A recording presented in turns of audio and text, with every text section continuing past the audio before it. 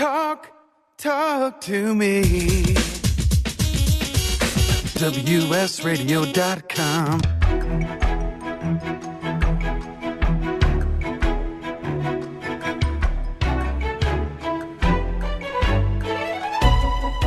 The San Diego Council on Literacy brings you Literacy for All with your host, Jose Cruz.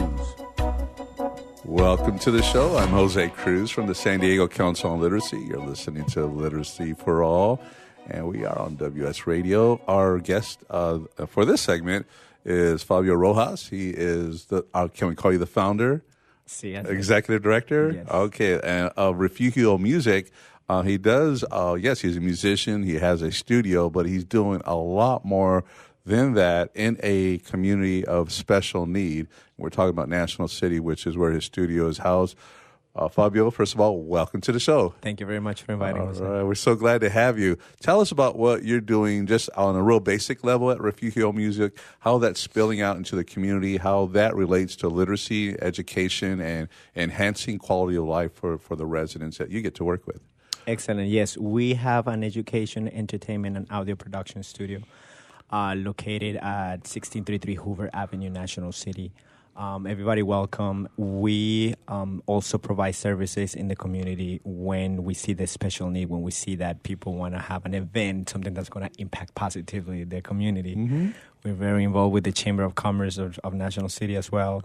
I have the pleasure to partner with the San Diego Council on Literacy, you guys, and I'm really stoked on that. And that's how we pretty much do what we do. We have to pay the rent, like we say. Right. We have to take care of our bills, but we go the extra mile. And in particular, my belief system, I think I've always said that the musician has to grab the guitar, but also has to grab the shuffle, to do a little extra. And that shuffle, you know what I mean? It's really anything that to go the extra mile, and we do. I also have a 7-year commitment with a community garden called Mundo Gardens. And everything stays local. So you know how it is when we support our local people, from Doña Rosita in the corner to Refugio Music, you betcha that it's going to turn around, it's going to go around the neighbor, and it's going to be utilized. The economic and the circle is going to stay locally, yes. Well, you're very much about the people. I mean, that's the thing, and you're being modest about it, but there are things that are taking place in the community that are high profile. And yes, somebody has to pay the bills, but you're very generous in terms of being out there and being engaged with young people, with people, bringing music to them, and being in places where they can enjoy themselves and not have to pay, for example, but just creating a community. And I think we need more of that. So that people are helping each other out, and I see your studio, and I was there for the grand opening. I was proud to be there. Thank you. But what I felt happening, and I know that it is, and you'll talk to me more about that, is a entity, and you as the leadership creating more of a presence for a place where people can say, hey, this is part of who we are in this city together, dealing with the things that we're dealing with, and I'm saying this because I've had the opportunity to be a part of it. But like say you're creating this, let's say a touch point, for the community where it's like, hey, these guys are part of us, and they're making us feel a part. Yes, exactly. I mean, it comes from the heart, and it's something that I value very much. I feel like volunteerism, volunteering yourself, is very important. That's how this really started it. It's not such a thing as my business. This is a family business. Mm-hmm. My mama gave me my first microphone, and my dad supported me all the way. Mm-hmm. And after that, I decided to take hands on it, and rather than being on a list or somewhere or just waiting, I said, you know what? In the meantime, while my business picks up and when I actually get it together, let's grab the shuffle. So we started digging and doing, taking some. So the Mundo Gardens is located at 210 North Q.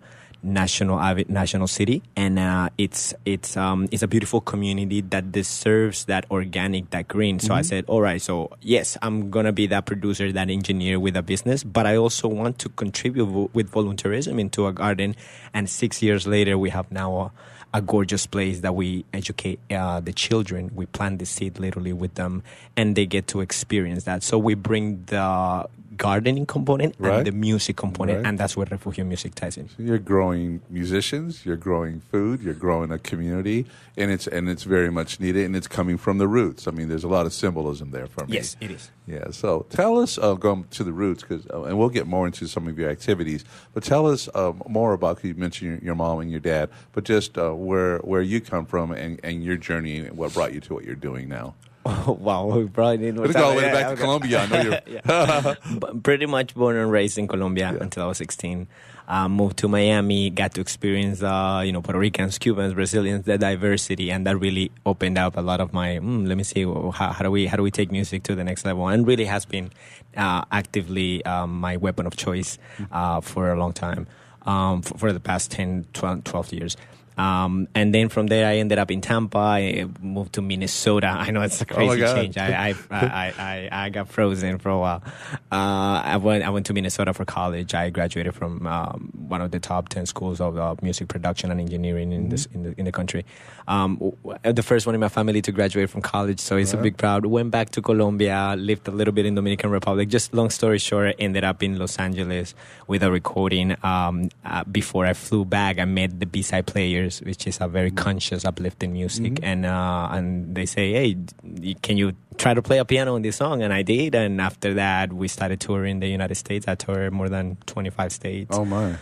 From hard rock cafes to house of blues, and like I said, I believe that it's not just about the little rock star. It's fun times, it's good times, but there's a lot of things to do, especially with the political climate right now and the things that are happening, and it ties up with the mission as something like San Diego Council on Literacy has, which is let's educate the youth, let's make them read, let's make them come up with their own rhymes, and let's record those rhymes. Very nice. Fabio, as I listen to you, and we've known each other a couple of years now, but I'm just thinking we're so fortunate to have someone like you in this community, just doing the work that you're doing that we don't have. I know there are people though that share your perspective and your approach. Like you say, music is your weapon. What a beautiful phrase. That we have. We have different ways that we can be communicating and supporting harmony amongst the people. And you chose the music, and you've been very generous about it. Tell us a little bit more about the business aspect of things, and we'll get into a little bit more in the second segment. What else is happening in the community, including the garden. But in terms of running a studio and who are the people who are coming to you, what are the things that you do? I think you do public service announcements and other things too. Yes. Again, when it comes to the garden, is that volunteerism, and I try to connect it with the studio in the sense of providing the service.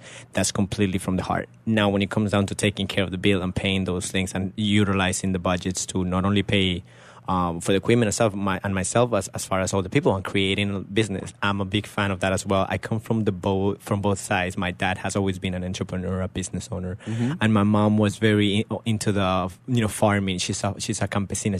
She's a farmer. So we had this nice contrast where I was hanging out with the workers that my dad was sustaining, but that he was providing business and helping them in their growth.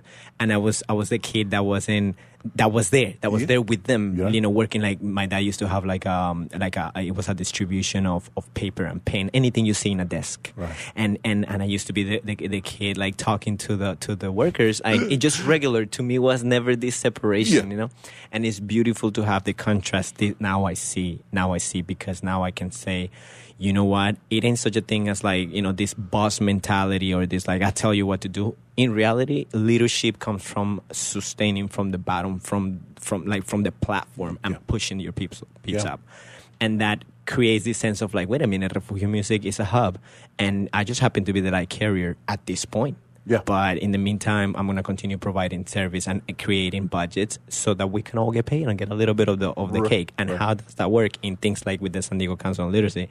You saw the potential of having utilizing our services, and you were super sweet about it. And you were like, why don't we're going to hire you and work with us on the budgets. And I was like, okay, we're going to work with you because we believe in your vision. And it ended up being in a nice budget that three of us got paid out of it. Really nice, incredible. And as as it was the Airspace Museum event. Oh, yeah, you bet. I have to say just some of the things that you've done performance-wise to promote literacy. Hey, Jose, we're going to do this, or we're going to do that. And I say, I don't know about that. I'm going to stay out of it because this is not this is not my area of expertise.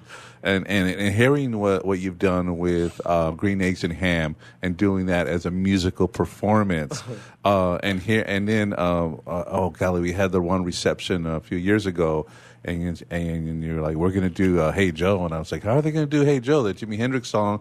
Where you going with that gun in your hand? Oh no, we changed the lyrics to where you going with that book in your hand, and it was just so exciting. And yes, these are covers, but they're also unique covers that promote our work, and that kind of says a bit about your approach to how you're putting your talents out there and making them produce for literacy and for people in the community who, I think we underestimate just the whole idea of having a community garden.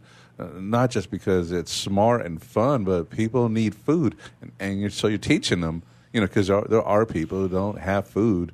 I mean, I know about what's happening in National City and how some of the family resource centers at the schools are responding to the need for food, and so you're helping to make that happen. So we're gonna break just a second, and we're gonna come back and talk more about that, and just anything else that you want to talk about, Fabio, so that we're moving. We're getting that information out there. But I'm Jose Cruz. We're talking to Fabio Rojas, and he's from Refugio Music. This is Literacy for All Radio, and we'll be right back.